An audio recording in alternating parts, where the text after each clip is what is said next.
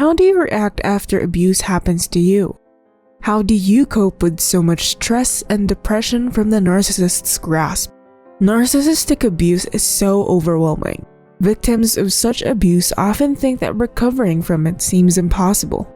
It is indeed terribly tricky, but know that it is possible. Although, healing from narcissistic abuse will never be a one-day process. The good news is, there are ways that can help you get back up. Watch this video until the end as we show you 10 ways to heal from narcissistic abuse. Number 1. Acknowledge that the abuse took place. The one thing stopping most victims from healing is that they brush off the idea of abuse. They justify and cover it. They put up with it, and further abuses may happen. An example of this is a wife with an extremely controlling narcissistic husband may say that her husband just did what he did out of love, but rather than acknowledging it, the wife will justify it by saying he is just stressed or he is just having a bad day, which is not the case. Abuse is abuse, no matter how it is done, regardless of who did it to you. A victim should acknowledge that the abuse happened. Something that happened once would indeed happen again and again once tolerated. Number 2.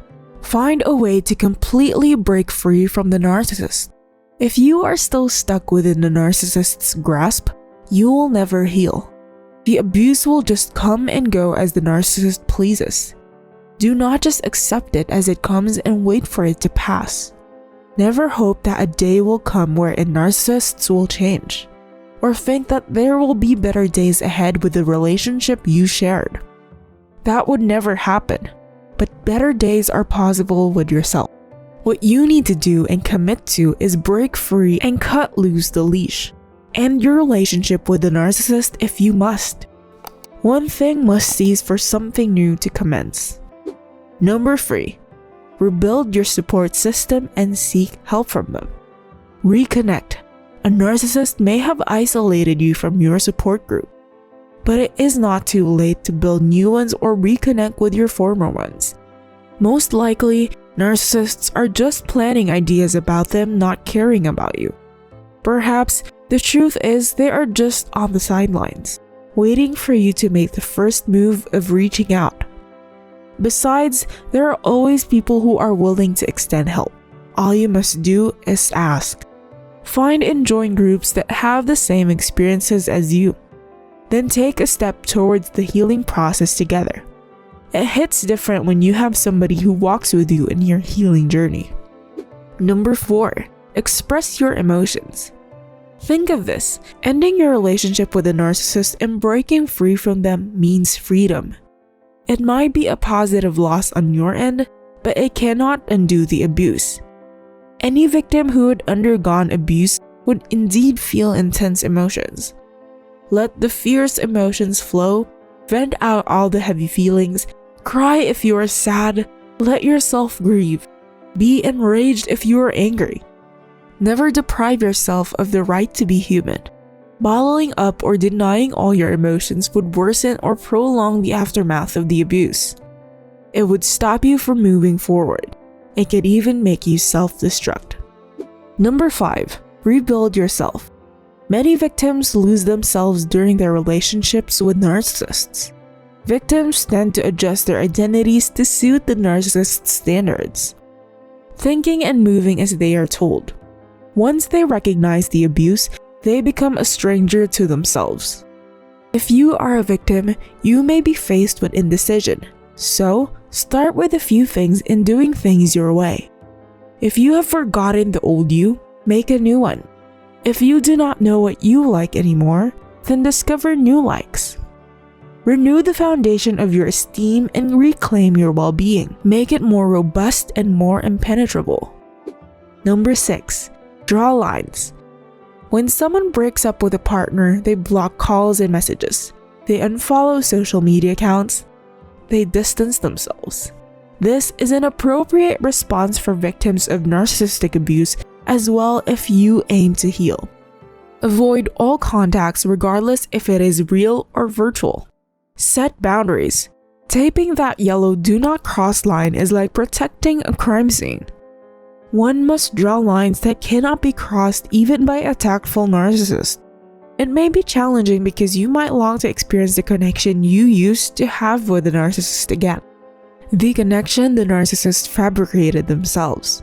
Drawing lines eliminates the potential opportunities of being tricked again. Number 7. Be patient. Healing always takes time. Commonly, there are times when you feel like giving up. This is because progress may seem invisible, especially if the abuser retaliates or keeps on punishing. You might even lose track of where you are going. But if you only keep on moving forward, you will eventually get there somehow. Then one day, you will wake up remembering the abuse that took place, but you won't be fazed by it. Be patient with the process. Be patient with yourself. Forgive but never blame yourself. Blaming yourself is like walking into the narcissist's trap again. Number 8. Think good thoughts. The abuse may cause you to feel devalued.